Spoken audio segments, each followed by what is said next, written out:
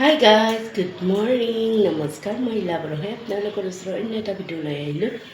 ৰাতিপুৱাৰ কাম বন হৈ গা পা ধুই এতিয়া গৰম পানী কৰি আছোঁ, লগত দি এতিয়া একাপ খাম। মানে কিয় আজি ইভিনিং ডিউটি আছে, যোৱাকালি অফ আছিলে। এতিয়া মই বজাৰ কালি সন্ধিয়া মই মানুহটোক একো নক'লোঁ। তাইও লগৰে এটা আহিলে আৰু দাদা এজন আহিলে। অলপ ব্যস্ততাৰ মাজত ভাত পানী সিহঁতক খোৱাতে কিবা কৰাতে বজাৰত যোৱা নহ'ল, ভাগৰ লাগি গ'ল বুলি। তাৰপিছত এতিয়া মোৰ বজাৰ মিঠাতেল জলকীয়া কিবা কিবি একোৱেই নাই। জলকীয়া সেই আলহী আনাতে মানুহটোৱে 1.5 কেজি আনিছিলে, মই আধা কেজি আনিছিলোঁ। সেই জলকীয়াখিনি পূৰা কালি শেষ হ'ল।